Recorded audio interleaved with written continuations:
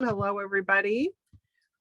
As you're joining us here, I'm Julie with Warwick's, Stephanie from the novel Neighbor in St. Louis, and Ashley and Rosie. Hello. Hi. How are you both?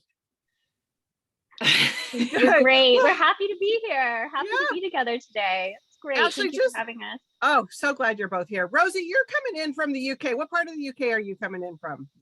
I am I'm living in the southwest of the UK in a county called Devon, which quite a lot of people have heard of. It's next to Cornwall, cream teas, the sea.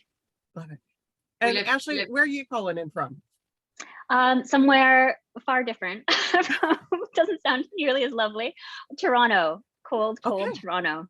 So we kind of have like time zones, parts of the continent covered, both continents. We've got kind of everything. We're located in San Diego, La Jolla, California. We're just thrilled that both of you are here, and thank you for doing this conversation. Here today, talking with the author of The Push, Ashley, she'll be doing the conversation. And Rosie loved this book, loved Ghosted. Can't wait for this conversation. So let me get some housekeeping things out of the way. Rosie and Ashley are going to chat for about 35-ish, 40 minutes, maybe a little bit longer. If you have a question, if you scroll over your screen, you're going to see a Q&A button. If you have a question, we always love audience questions.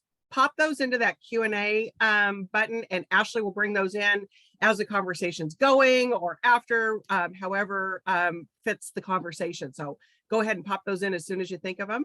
And I'm going to put in the chat there how to order both of these books from the novel Neighbor or Warwick's. So if you're in either the St. Louis area, pop in and see them and pick it up, or I'm sure they ship it to you. Or if you're in San Diego area, we'd love to see it at the store. Pop in and see us and all the great books that we have, or you can just hit that ship to you button. So with that, I'm going to turn it over to Stephanie, who's going to introduce these wonderful authors to you. Thank you so much. I'm so excited that you are both here. This is going to be an incredible conversation. I have been waiting all week for Thursday. So without any further ado, Ashley Audrain's debut novel, The Push, was a New York Times, Sunday Times, and #1 international bestseller, and a Good Morning America book club pick. It has sold in 40 territories, and a limited television series is currently in development, which I did not know, and I am thrilled to hear. She previously worked as the publicity director of Penguin Books Canada, and prior to that worked in public relations. She lives in Toronto, where she and her partner are raising their 2 young children, and she's currently working on her second novel. Ashley, as we said, is in conversation with the incredible Rosie Walsh, who also, as maybe you know or didn't know if you've already gotten your copy, is also a GMA book club pick, which is so incredibly exciting. Rosie has lived and traveled all over the world, working as a documentary producer and writer. Ghosted, her American debut, was a New York Times bestseller and has sold more than 1 million copies worldwide. The Love of My Life is her second novel, and as we covered, she lives in Devon, UK with her partner and 2 children. Have a great conversation. Thank you. Thanks for that introduction. Hi, Rosie. Oh, Ashley. Goddess Ashley. This is a very surreal moment to be talking to you about my book. Oh my gosh. I just want to talk. I could feel the same. I feel the same. I can't believe I get to interview you. It's great. Before we even get talking, can I just say that for anyone who does want to order a book, please do, because I have an international shipment of book plates for signing that were meant to arrive today. And because I live up a country lane and there was a man digging the lane today, the delivery man couldn't get through. So I had a really long conversation with the head office of the courier about how I'm going to walk across 2 fields tomorrow so that I can go and collect this massive box in a wheelbarrow, wheel them back across 2 fields to sign them, and then wheel them back into town so I can post them back to the States for next week. So please do consider ordering a book. Oh my gosh, that's so funny. Yes, that is a good reminder to all. Yes, well, thank you for doing that for everyone who's going to order. Wow, well, this is a big week for you, and your book just came out on Tuesday. And as we know, these weeks are they're filled with adrenaline and excitement. They are also exhausting, and they always feel like such a long time coming. So just to start, how are you doing? How are you feeling? Well, thank you for recognizing that. It's I remember hearing some mega best-selling author talking about the absolute exhaustion and overwhelm of publishing week, month, when I was starting out, and thinking, oh, come on, where's your gratitude? I am absolutely frazzled. I can't actually see who is on this call, but if any of my personal friends are on here, they may well have received an insane message from me in the last few days, or probably more likely none at all. I'm doing well. I'm really excited. It feels like a crazy dream, and I'm sure, Audrey, you understand that having really amazing things happening with your career when you've got really small children is the strangest experience, because of course your day is about disgusting nappies and World Book Day. Oh God, I didn't do a costume. That was me today. And you know, what am I going to feed my child for lunch, and why isn't she eating pasta anymore, or whatever.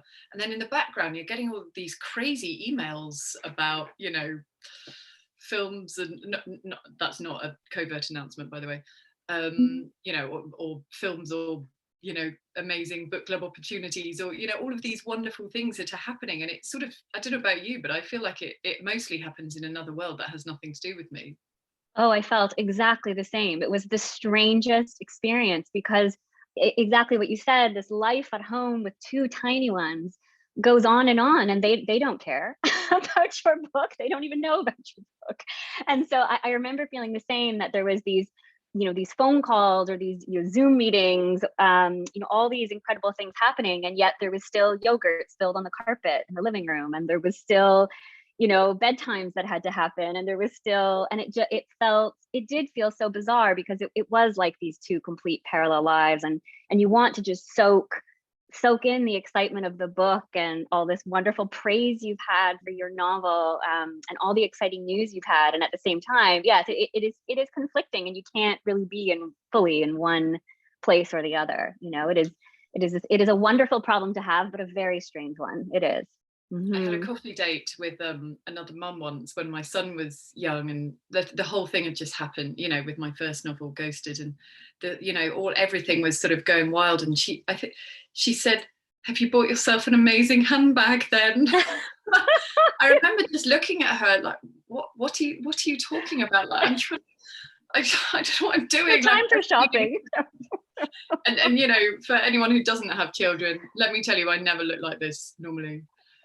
You know, the amount of effort and planning it takes just to be able to wash and dry your hair on a Oh my gosh, I know. Well, in this new strange world of, you know, Zoom and pandemic and managing the kids at home, when I was wanting to push and having events pop up, I would try to schedule everything that I had to be actually seen for on one day, because it meant only one time I had to blow dry my hair that week, because it couldn't happen otherwise, you know. It's quite funny. Yes. It's a lot. But we'll dive in to talk about The Love of My Life, which is a book I just adored, as you know, and we're so lucky to share the same editor, Pam Dorman, the same US editor at Pam Dorman Books, and she wrote to me to share an early copy because she knew I would love it, and it just I gobbled it up, and it is, for me, it is the perfect book. It really is. It was just so full of thought-provoking scenes and your beautiful prose, and really like just such striking moral dilemma, but wrapped in this just beautiful love story. And it's really such a gift. I mean, it is a gift of a book to readers. And I hope you're so proud of it. It's just it must be so exciting to now have this in readers' hands. For those watching who maybe don't know, you know, what the summary of the book is, or don't know much about the book yet, would you mind giving just a little background on what this novel's about? Of course not, and thank you for your kind words. It's just insane hearing an author I admire so much speaking about my book in that way. Thank you. You know what that means. Yes, so The Love of My Life. It's a story of Emma and Leo, who to all intents and purposes seem like, you know, the happiest couple you've ever met. They live in this lovely ramshackle house in a beautiful part of London. They have like a really gorgeous, funny daughter, Ruby. Leo's career as an obituary writer is going well. Emma's career as a marine biologist is going well. But at the beginning of the novel, Emma is waiting to find out whether or not she has survived cancer, whether her treatment has worked. And Leo, because this is how he copes with life, is writing her obituary in secret. And of course, that turns out to be the biggest mistake he's ever made, because whilst researching, the basic facts of his own wife's existence, just, hang on, what year was it that she graduated from university? And when was it that her mum died? He discovers that his wife, the love of his life, is not who she says she is. Her name isn't even Emma, in fact.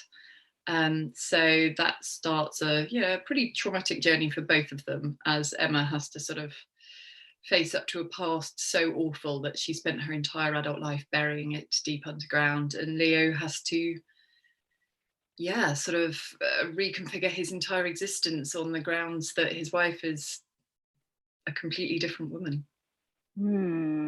Or not. And one of the things that I really is so engaging about this novel, it is that moral dilemma. There are several moral dilemmas in the book that really, I think, have the reader, almost from the very start, really asking themselves, like, what would I do? If I were in these shoes, what would I do? And it really is, it's such a smart thing to do, because it really, as a writer, because for the reader, that is the driving force, to keep you turning the page. This is such a page turner. But perhaps not in the way that, a very traditional sort of psychological thriller is. It is really like an emotionally engaging page turner because of that moral dilemma. And as I was reading, I was wondering just so much about the way that you kind of developed that moral dilemma for readers, and what really intrigued you about the idea of moral dilemma in a marriage like this. Can you speak a bit about that?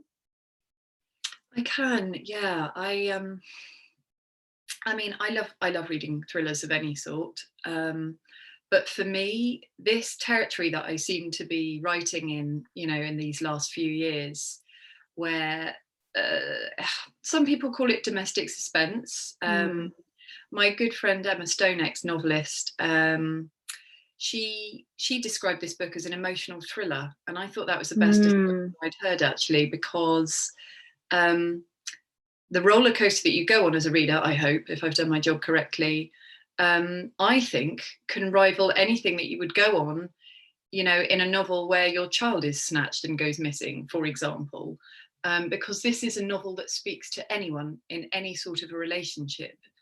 What would I do? And actually, I have been asked this in, various interviews and so on, like, what would you do in Leo's shoes if you discovered and that, that your partner had been lying to you about really fundamental facts of existence type stuff? And the answer is, I don't know. I don't know. I don't know how far I would go.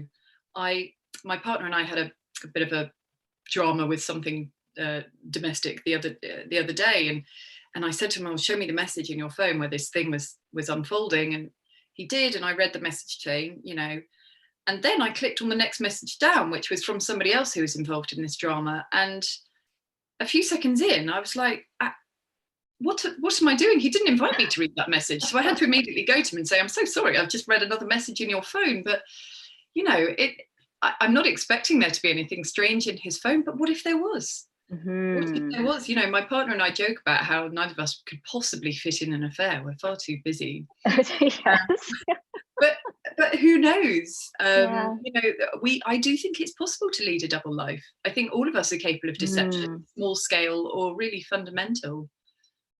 Oh, absolutely. And I think that that's part of what, like, it's exactly what you said, that it could happen. I mean, you really feel that as you're reading it, because their life so much about their life seems so familiar, there is and so you really feel as the reader that, that could be you, that like their interactions with their daughter and all of it. It feels, I think it's going to feel very familiar to a lot of readers, which just, it makes it all the more compelling.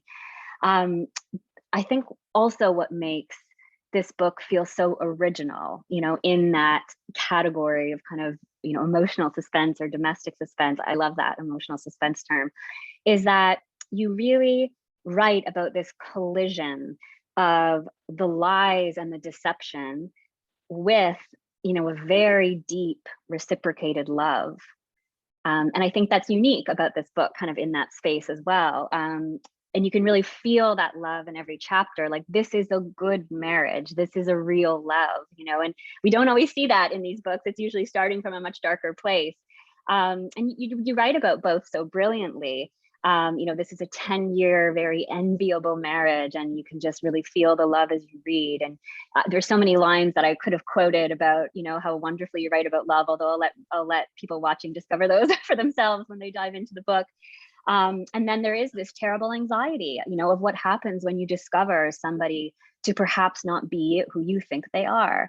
And so that is where a lot of the emotion and a lot of the tension, I should say, in this book comes from, and works so well. I sort of also wondered, as I was writing, about what interests you more, as I was reading, sorry, about what interests you more as a writer. Is it the lies or is it the love? That's a really interesting question, to which I don't have an immediate answer, which suggests to me that it is that that precise intersection that does interest me, where that comes in. Because am I that interested in, you know, a friend who's been lying to another friend? Nope. Am I even interested in, you know, a mother who's been lying to her daughter? No. I think for me, you know, when we choose our life partner, or, you know, whatever intimate relationship we're in, that's a really informed choice that we make. And it's based on the information that we're given. And even though we know that we sort of curate ourselves quite heavily when we meet somebody, I think we assume that after a while, you know, after the initial loveliness has worn off, pretty soon we're going to get tired of that sort of curated self. And that's the point at which we decide, no, I'm still in this.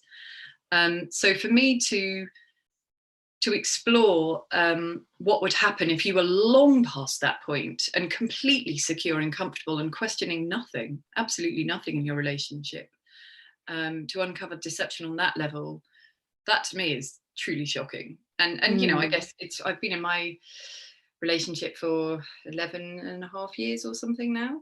And so I thought often, you know, what would I do? What would I do? And as I said, I still don't know.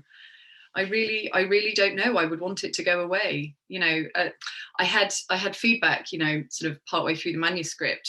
Leo needs to be asking more about what's going on.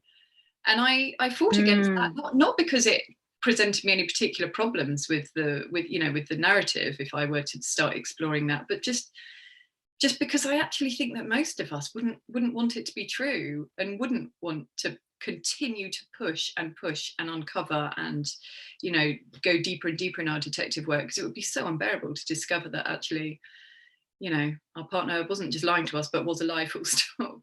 Yeah, no, I totally agree with you. It's interesting. In the second book that I'm working on now, there is a writing of a marriage that sort of has that same internal conflict for the wife, in that she, you know, she knows she should push more and she knows she should ask more questions, but she holds back, and she's always, and I think that, you know, there are people who would say, oh, well, that's so frustrating. Why wouldn't she just, you know, check the phone or call you know, do all these things to get an answer? But I think it's very much true to human nature, as it is with Leo, that there's a part of you that does not want to know and thinks, well, what can I live with? You know, what could I live with? What could I keep marching along with and just sort of bury quietly, and something, you know, it'll feel better in a few months, sort of thing. And we get a bit of that with Leo, right? Like you create such wonderful tension that way, in terms of, you know, how far he will really go, you know, what resources he will use, what, you know, who will he you know, the other characters who help him. It's just so interesting that way.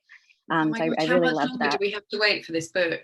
Oh, when is this happening? I need that. Gosh, well, I've got to finish it soon. We should, you know, we share an editor, and Pam, as we say, and so she's waiting on it. So hopefully soon. God, maybe she's watching. Hopefully she's probably thinking I should be writing instead of speaking to you, but no. Yeah, that's really interesting. And the other thing with that is the choice, right? I think when you're writing about marriage, there is this choice which makes that relationships just so interesting. Like you don't get that same tension of a choice with a mother or a daughter or a family member, or, you know, so yeah, I just thought you did that so well. I wanted to ask you about twists. And they're, of course, they're a little challenging to talk about without spoiling anything. And so we certainly won't, because there are so many people who are just starting your book now, Shirley. And so, but what I wanted to ask you about is how you know, in general, kind of develop your twists. I mean, this book has more than one. And I think what's so brilliant about the twists in this novel are they don't, sometimes when you read a twist in a novel, you feel a little bit like you've been fooled as a reader, you know, and you really don't feel like that in this book. You almost have this sense of, oh, of course, and yet you still could never have seen it coming. And it's just such a wonderful experience that you give the reader in that way.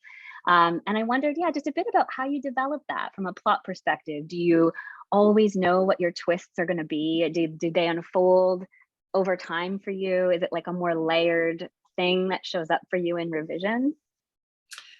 I mean, the short answer is the latter for this book. It was a layering thing that showed up in revision, but I was smiling internally and also dying internally as you asked the question. Because plotting the twists in this novel killed me. I don't think I could count on 20 people's fingers and toes the number of hours I spent discussing twists with my writing partner, with my agents, with my editors. I mean, these endless conversations. I mean, maybe you don't need, you know, it's a totally different sort of novel. You probably don't need a twist. You really need a twist.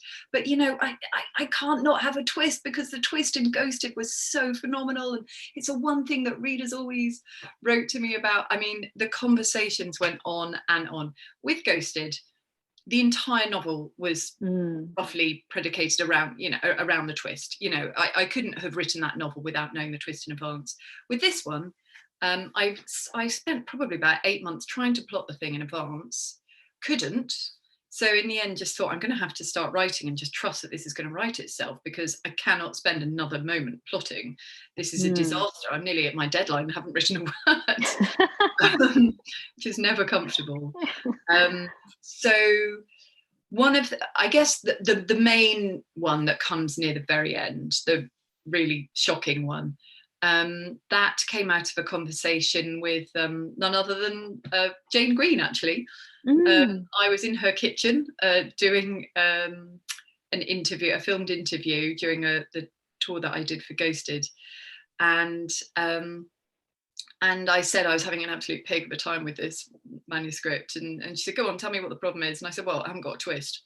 And she said, what's the premise? And I said, it's this. And she said, how about that? And I was like, oh, right, okay, cool. Just that easy. Yeah. Brilliant, done. And I mean, you know, that's a little reductive. I didn't immediately go and write what she'd suggested, but roughly what she suggested is sort of what turned into, you know, the main twist. But all of the other ones came during the writing, and so it was a very difficult thing to write. You know, holding that much information in your head, pulling all of those strings and laying, you know, sowing seeds and laying red herrings and setting up twists. It's tricky if you don't have a plan. I do not plan to work that way. It was not enjoyable. Oh no, you do it so well. It's, yeah, as a writer reading it, it was just, I wanted to just read the whole thing again and just kind of examine kind of what you'd done. It was really wonderful. You mentioned your writing partner, and I wanted to ask you about that too, because I heard you or read somewhere that you have had a writing partner for a really long time, and that it's just so invaluable to your writing process. And I'm the same. I have a writing partner who I've had for years, who I can't. Oh yes, yeah. You're the first author I've met who has one. Oh yeah, I really an hour of conversation. It is, but it's one of those things where I rely on her so much in terms of, and I'm curious to know how you work with your writing partner, but just that other set of eyes and someone who can be really honest with you, and also who just really understands your writing so well, you know, as well. And so, yeah, so can you tell me a bit about kind of like, when do you share with your writing partner, and how does that work, and what's that process like? So we agreed to be writing partners after several drinks at a friend's 40th. All the best arrangements start that way. She was unpublished and I was starting out without a contract to start writing under my own name, because previously I had published some novels under a pseudonym. So we were both kind of feeling like we were at the beginning, and quite vulnerable. And we decided to have a trial period. And I don't think we ever even discussed the trial being over.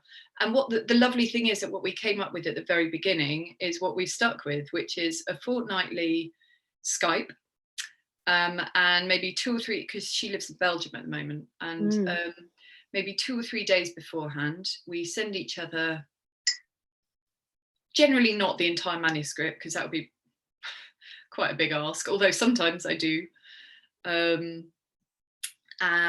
Just normally, the chapter or the few chapters, or even occasionally the paragraph. I'm sure you've been there. That we can't get around.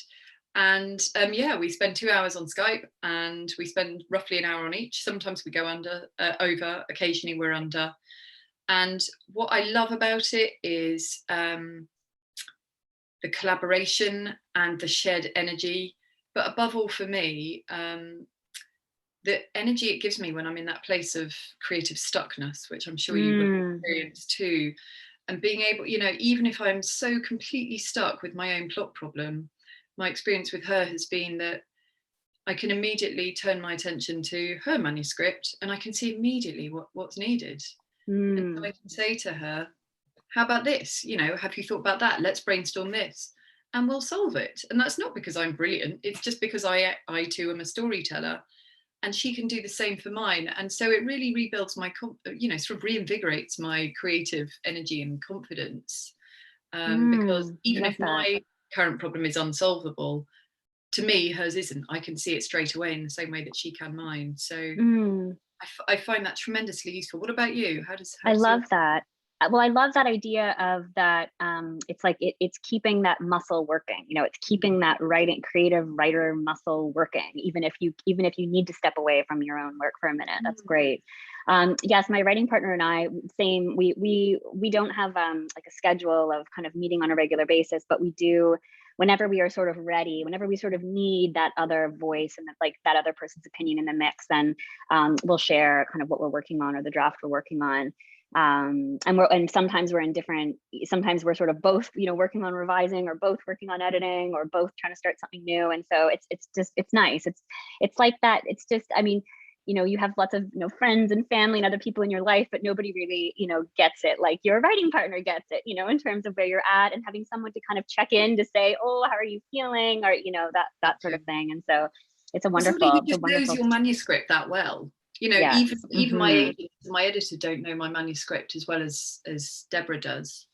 Her name is Deborah O'Donoghue. She also is a published author now. She's excellent. If anyone that's lovely. Oh, that's so lovely. Yes, my writing partner will be a published author soon. She's in the process, which is wonderful. So I'm excited for her. Yeah, it's the most exciting thing. Great. It really is.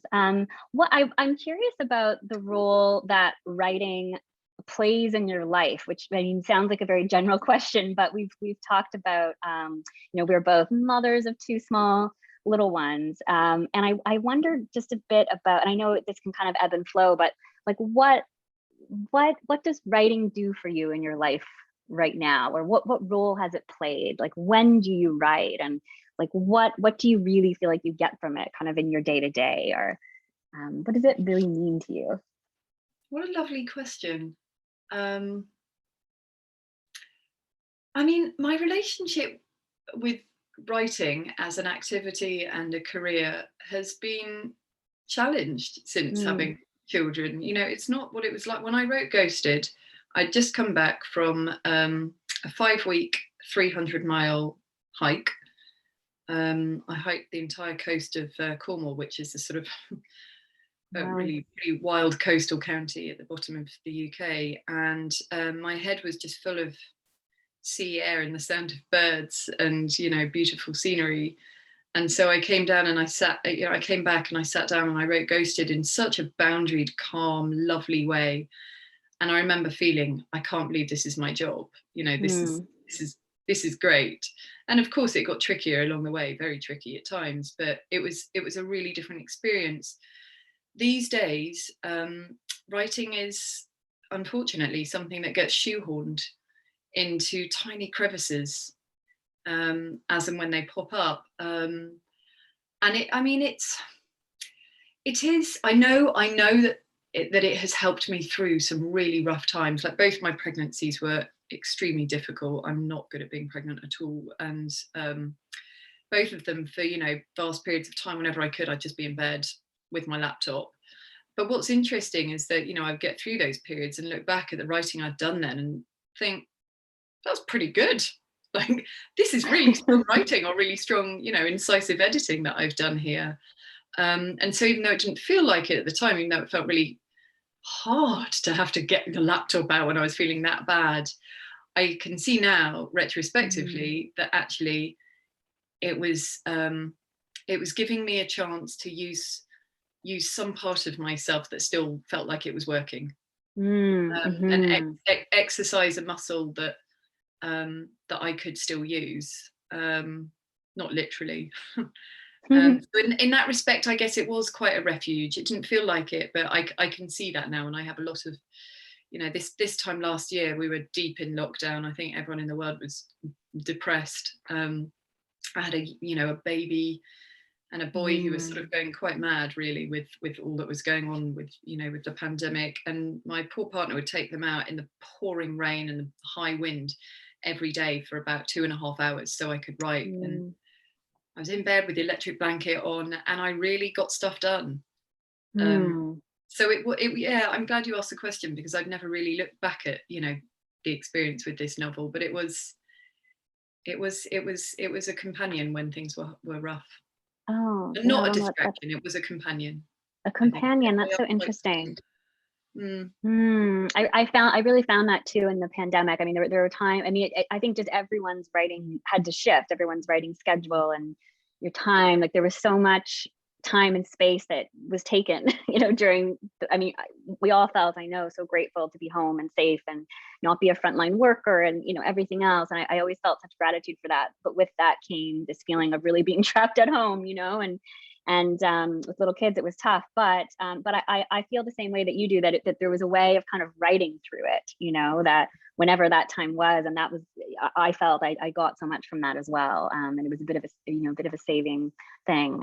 So I can really relate to that. Yeah. Kimberly has a question that kind of relates to that. She said, did you come across any challenges when writing this novel, and how did you overcome them? And so you've just touched on that, of course, in terms of just process and getting things done and all of that. But is there anything else you would add to that in terms of the challenges of this novel? I've heard you speak a bit about in other interviews about almost giving up at times on this novel, which is so hard to believe now, just given how just wonderful it is. But maybe you can speak a bit to that. Yeah, it's I was rebuked by an editor once for saying something negative about writing. So I always feel sort of naughty talking about how hard it can sometimes be, often, to write a book. I think most conversations you have with any author's WhatsApp group at any moment in time is just full of despair and swearing. It's not bad, but yeah, the time I had writing this book was the hardest time I've had writing anything. And it really brought me to my knees at times. I had some very, very dark emotional periods, really dark. I think, there was some postnatal depression in there, and postnatal trauma as well, particularly following the birth of my first child, which I didn't recognise until recently. And that's one of the things that makes The Push such a staggering novel, because I've written plenty of I've read plenty of unflinchingly honest accounts of motherhood, particularly new motherhood, but nobody has written it the way you do. It's thank you. It's so many levels above anything I've written. It's extraordinary. So yeah, during the writing of this book, basically I was contracted to write this book in a year, and it took more than 4. But in that time, when I look at it now, I had 2 babies. We had a pandemic. I had meningitis twice, which was, an unforeseen twist. I had, you know, a very unexpected international bestseller, which required, you know, quite a lot of travel and a lot of, you know, just a lot of focus on this successful thing that I'd done and finished and that had gone well. And then here I was on the other side with this mess, this unmitigated mess. And you know, it's a really complicated plot, this novel. And I think the thing that really floored me with this was my own confidence. And I don't know, I would love to hear how you are doing writing this, but you know, when you've unexpectedly had a massive success, the pressure, I should add, not from anyone other than yourself, is not to be underestimated. And it crippled me. I can see now clearly how much it crippled me, and how, even though I wasn't in any way trying to replicate any part of Ghosted, I was still very, I think I had, and I'm sure you had the same experience, I had pitch letters from editors around the world who wanted to acquire the novel in translation, explaining in detail why they loved it and why it worked so well. And when I'd read that, you know, quite, you know, probably more than 100 of those letters, it became very clear to me why that novel was successful. And so I felt such intense pressure to somehow create those elements in a totally different story with different characters. And of course, it just left me crippled. I couldn't do a thing. I was paralyzed. And that, you know, that was all me. The pressure came entirely from me, and I regret it. And I wish I'd got some creative help. Yeah, I built myself with plenty of help, but you know, I think actually I really needed somebody to sort of help me with my confidence, because that really was my main enemy. It's so interesting. I thank you for sharing that and being so honest, because I think that there are, you know, writers who will hear that and feel, and I just think that it's just such a honest and relatable perspective. So thank you for sharing that. Yeah. I mean, I feel quite the same. I feel quite the same as you do, to be honest. It's I love this second book, and I've loved writing it. I had the good fortune of starting it before the push came out. And so I wrote much of it, you know, without that, you know, that feedback and all of that you described, kind of people telling you why they like something. I could get a lot of it out before that was in my mind, but it is such a different, it's just, you're in such a different psychological position, right? Because you are writing for somebody now, as opposed to before, for a reader, and you have all those voices in the back of your head. And I think it's very hard to do. For some writers, it is not. I think for a lot of writers, it's very hard to do the same thing twice. You know, you want to do something different, you know, as you've done, but still, it's what you've done is still so brilliant. Like it still satisfies on that same level. So yours is just such a great example of that, of readers who loved Ghosted that will love this, although they are different, you know, feel different. So yes, you've certainly accomplished that after all of that. But thank you for sharing that with us. Yes, thank you. And then Kimberly has another question that I was going to ask you too about the we've kind of gone in a circle here, but kind of going back to talking about just the inspiration behind the ideas in this novel.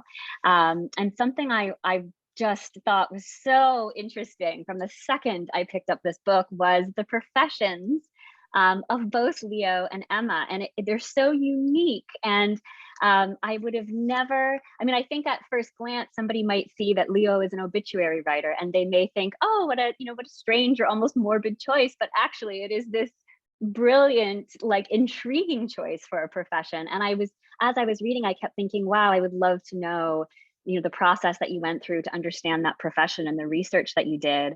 It is such a great idea. And Emma too, which is, you know, she's, you know, a marine biologist who has this just wonderful life of, you know, chasing this certain crab species that sort of plays as a kind of a metaphor, I think, for her journey too. But perhaps you could speak a bit about Leo, the obituary writer, and where that concept came from. Yeah, sure. So it was born from a pretty uncomfortable dinner my partner and I had with two people that we were sort of trying to make friends with. It didn't go very well. There was not much chemistry there. but we did have a fascinating conversation about obituaries, because the guy was writing the obituary of somebody who he really admired and had studied as an academic. And I realised as he was talking that this guy was still alive. And because I've never worked in journalism, you know, I had no idea that obituaries, almost all of them, are written in advance. They're called stock obituaries, and they're normally, you know, filed in massive metal filing cabinets, because most of the information in the stocks is, you know, little cardboard or paper press clippings from like 4 decades ago. So, you know, clearly it's not priority for digitizing.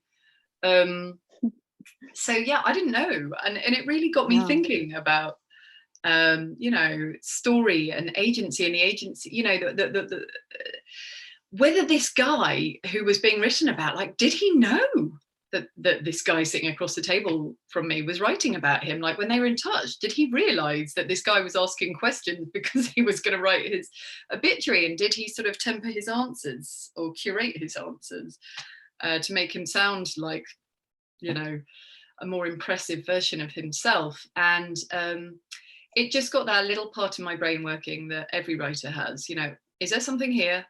I think there could be something here. So I immediately wrote a note in my phone. Obituary writer starts researching somebody's life, discovers they're not who they say they are. And that obviously became what we now have. Obituary writer starts researching his wife's life and discovers she is. But what followed from there was, God, I would say 2, 3, 4 years of just joyous research into the world of obituaries. And it really is a world. Like, they have all of these online forums. They have a conference. There's an international obituary writing conference every year where people flying from all over the world, and they sit and talk about obituaries for the weekend. And there's so many websites and, you know, Twitter accounts and, you know, hashtags that people follow. And it's a fascinating world, and I interview people. I spent a day in the offices of the Daily Telegraph in London, which is, I believe, considered the gold standard in obituaries, particularly because they tend to write a lot of obituaries of sort of mad British aristocrats. But yeah, I interview people all over the world. I read many books. You know, I read endlessly, and I went to death cafes. I chatted death doulas. You know, I really got into death, because actually when it started out, Emma was going to die. The whole novel was about sort of the lead up to her death, and, you know, is Leo going to find out who his wife is, and can he still love her before she dies? We did chat. It was a little too dark. But yeah, the research for actually, to be honest, the obituary research and the marine biology research was so fascinating that I nearly just ran away with the circus. Oh my God. No, you can really feel, though, when you're reading, you can feel that how much you enjoyed that, and how it does feel so well researched, and it felt so real, like just so real, this profession. It made me really think like that. I don't think a lot of writers really, and I certainly don't, like, really stop to consider the profession in a deeper way of their main characters, but actually it can really take you so deep in terms of that, like, very specific connection that a reader, I think, could have with a character. So I just thought it was so well done and so smart. And what about the marine bio? Like, did you have an interest, like a previous interest in marine biology for Emma's kind of passion, or for her career, or how did that come about? And by the way, you're writing about sea life, and it really added this layer of really poetic prose to the whole book, which was so unique as well. Thank you. Emma's career was a selfish choice on my part, because in Ghosted, the British countryside where the novel's set, sort of very much became a third character in the novel, and I so loved that. I so loved I spent hours and hours, days and days in this valley where that novel is set. And when I finished that, I couldn't bear the thought of writing another novel which wasn't heavily connected to the natural world. And so from the get-go, I had in mind this person with huge secrets. I didn't know what the secrets were or who the person was, but I wanted them to be alone, very much alone with these secrets, under a sort of vast sky with the sea rolling in and out. That's all I knew at the very beginning. And it just sort of, I just decided very early on that it was going to be a naturalist of some sort. And had a conversation with my friend Bill, who works for the BBC's Natural History Unit, about, you know, all of the different professions. And I can't really remember. I think from the beginning, really, I wanted it to be coastal. So that sort of came quite quickly. Oh yeah, marine biologist, but I didn't realize there's about 500 species of them. So the decision to make Emma an intertidal ecologist was the result of several conversations with poor unsuspecting scientists that I just targeted on Twitter and begged to talk to me. Oh, that's funny. Oh, well, it really works. It really works. And it just makes these characters just so alive in the novel. It's really great. I have to ask you about Good Morning America, of course, and about this book being chosen as the March book pick for the Good Morning America Book Club, which is a thrill. Congratulations. So exciting. You have experienced yourself. Oh, thank you. We've both been very lucky, yes. But can you tell me a bit about getting that news and what that meant to you? Yeah, so I knew that it was a possibility, but I didn't really believe it would happen. You know, like when Ghosted charted in the New York Times bestsellers list, I was not expecting it. And my agent had said to me, you know, will you be up still at that time of night when the list drops? And I was like, I mean, sure, but it's, you know, there was not a part of me that expected it. And with this too, you know, I knew that it was a possibility, didn't think it would happen. And I did think, actually, it was a Friday afternoon, I thought, I'm sure they said end of the week, and it was either last week, so it's definitely not happening, or it was this week, in which case it's probably not happening, because it's like, I don't know, 5 or 6 p.m. here.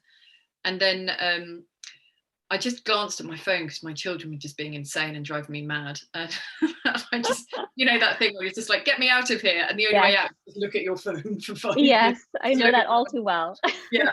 Whatever pointless rubbish is in your phone at that time. Except on that occasion, it was not pointless rubbish. It was the best news. And it was in the title of the email. I knew before I even opened it what was happening. And I realised that I'd had missed calls from Pam Dorman. And I just could not believe it. It was, I felt like I could hear music in the middle of this chaos and children throwing food. And I just showed the phone to my partner. I had my hand over my mouth. I couldn't believe it. What happened with you? Oh, that's so exciting. Much the same. Yes, Pam, it was the summer, and I was, like a random afternoon, and I was at the cottage with my best friend and our kids, and they were playing in the lake, and we were at the dock, and I saw my phone ringing on the dock, and I thought, and I knew it was Pam, and I instantly thought, oh no, something's gone wrong, and did I forget to do something? And like instantly went that direction. And then she shared the great news, and it was just, same, just such a thrill, because it instantly just means, you know, it is so validating, of course, but then it instantly just means the chance to reach so many more readers. And that's the publishing world we're living in right now, is just, you know, trying to reach new readers. And especially as a debut, it was just really exciting. So I felt very grateful for it. It was wonderful. It was like one of the most exciting things. Yeah. So I was just so happy for you when I saw the news about your book being chosen too. It's really great. It's wild. They're so creative and brilliant. I can't, you know, when they sent me the list of stuff all the videos they wanted me to record and stuff, I was like, these people are on fire. It's amazing. It's amazing. But of course, the realities of trying to record these videos and trying to find a corner of this terrible house full of cardboard boxes that we've just moved into was quite another matter. Yeah, and recording something about 7,000 times to get the one, 10-second video that's gonna work. My poor partner and he's a professional, he's a telly director, so he wants to get the lighting right, and I'm like, we've got 5 minutes to do this, I don't care about the lighting, and he's like, I'm not filming it until I've got the lighting right. It's amazing if we've got any of it done, really. Oh, well, I will look forward to watching your interview later this month when that airs. That will be great. Very exciting. That was yesterday. We had a film crew down here in our tiny corner of Devon. It was wild. Wow. Were the kids home when that happened? Did they get to see that unfold, or were they off? No, we were going to do a bit of filming with them after they got back from school and the childminder, but apparently in the car my son rebelled and just said that he under no circumstances was willing to be on television. Oh, that's funny. But of course, as soon as he got out of the car, he was just sort of hanging around like, hi, what's going on here? And I think he was quite disappointed when they said, actually, we've decided to go home. Oh, that's funny. Awful weather. I think that when the interview aired for the Push on Good Morning America and my kids watched it, I think that was the only thing they were impressed with through the entire thing, was seeing Mummy on TV. So hopefully, so you'll have that coming still. He'll be thrilled with that, I'm sure. It's funny. Well, I guess they've grown up with books with my face on the back cover of, so they're probably just immune to it. Just whatever. They don't care. I'm doing her thing. It reminds me of when I was so lucky to hit the bestseller list with the Push, the New York Times bestseller list, and Pam called with that news as well. And I was in the basement because I was recording some other podcasts, and my family was upstairs, and it was dinner time, and it was just all very exciting. And I remember, and it was the day that during the pandemic that the NHL came back. That the NHL was like the National Hockey League was off for the pandemic, and it was the day they were coming back. And because I live in Toronto, the Toronto Maple Leafs, hockey is everything here. Right. And my son, who loves hockey, was so excited. He was buzzing all day that he was going to get to watch the Leafs game that night on TV. So it was a big day. And then that happened in the basement, and I came up and I said, "Oh, great news. And Mummy's book is on the New York Times bestseller list." And my son said, "And the Leafs are back." Like, that was all he cared about. It was just nice. The Leafs. There was no, and that was it. The moment was gone, and nobody cared. So there's very humbling. Enough of my life where Emma and Leo tell their daughter Ruby that that Mummy's okay and that cancer treatments worked, and she's like, "I've got a beetle called Mr. Chloris." That's right. I loved that. Oh, that's so true. How it goes. So true to real life. Yes. I always love talking about titles and covers and seeing covers, and your cover for this book is just so gorgeous. I mean, you must just love it. It's just stunning, and the title is so perfect. And what I really love about the title, which readers will discover as they finish your book, as they read your book, it's one of those titles that really takes on multiple meaning and starts to mean a little something to you more as you read, as you finish the book. And so I wondered if you could just speak about a bit of both of those and how the process came for both the title and the cover. The cover, well, as you know, is very little to do with me. Mm-hmm. When I signed my first deal with Pam, of Pamela Dorman Books in Viking, my agent spent some time on the phone to me talking about all of the people who were offering for the book and sort of explaining who they were. And then she got to Pam, she was like, I mean, Pam is just the queen. And she said, she really knows what she's doing. I mean, she was very impressed with a lot of the editors who are interested, but she mentioned jackets, and she said Pam always gets the jackets right. And they really did. I don't know how they did it. It was the same with Ghosted. They just came up with this beautiful thing that needed no pages. It was just there. It was, oh God, it was amazing. Also a great cover. Yeah. And so when I saw this one, I could not believe it. It's just the most beautiful thing I've ever seen. And wherever I go, people just say, "Oh my God, that jacket, it's so beautiful." And what I love is that there is a beach on the front, but it's the perfect beach. It's lonely, not pretty and dinky and beach holiday and shells. It's it's a really lonely, windy beach with moody sky and all of the marram grass that grows in dunes, sand dunes, and it's an absolute stunner. And I love what Good Morning America did for their book club reveal, where they sort of animated a bit, and you can hear the seagulls and the waves. And I loved that too. It's really that your cover, the cover of your book is its own mood. It really is its own mood. It's just, yes, it's stunning. It's really exciting. Yeah. And then your title. I don't know. I'm afraid my answer to that is really boring. I can't remember how it came about. We've had that title pretty much from the beginning. So. Oh, that's a great one. And it was actually my title, which is rare. Normally somebody else has to give my books their titles because I'm rubbish at it. It's brilliant. And it's another example of it might not necessarily strike readers as that kind of emotional suspense title right away. But the whole package of it just works to tell you there's something so gripping here. And so yes, it's really quite wonderful. There's a question here that I would love to hear it too, which is, who is your favorite author of all time, or authors? And if you have a hard time coming up with that on the spot, because I can never come up with a name on the spot and I struggle every time, then perhaps just what are you reading or watching or loving right now? If you have time for these kind, you probably don't recently have time for that because you're doing so much press for the book, but yeah, and also you know how it is, you know, if you have any success with a book, suddenly your doorstep is just groaning with books for review quotes, which is, you know, very flattering, but I can't remember the last time I actually chose a book. I'm just like frantically trying to read everything that comes in, which is fine because most of it's fantastic. I would say in the last year, the two best books that I've read genuinely are yours, The Push, and The Lamplighters by my friend Emma Stone. I loved The She's my friend. Lamplighters. Oh my God. I What loved an it. absolutely extraordinary piece of writing. I mean, I've read so many good books, but those are the two that in the last year have absolutely blown me away. The Lamplighters really, the Lamplighters really surprised me. It was so atmospheric and just chilling, and I just absolutely loved it too. And it's also that coastal atmosphere, that coastal setting, and it's just such a gripping book. Yeah. If anyone hasn't heard of it, check it out. Yeah, no, do yeah. Well, that's great.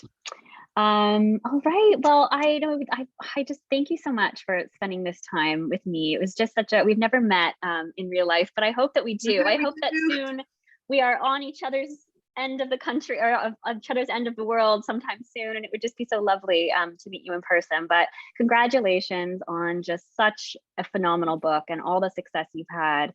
I'm sure there will be much more to come. The Love of My Life it's really special. So congratulations. Oh, thank you. Thank you for such a lovely chat. It was, and that cover, you guys are so right. That cover is absolutely amazing. Yay, yes. What a great conversation. Thank you both so much. I want to thank Pam Dorman Books and Viking for allowing us to host this today. And hopefully you'll be seeing this on YouTube and all over the place. And Rosie, congratulations, and can't wait for what's next. Same with you, Ashley. Can't wait for your next one. Thank you. All right. Good night.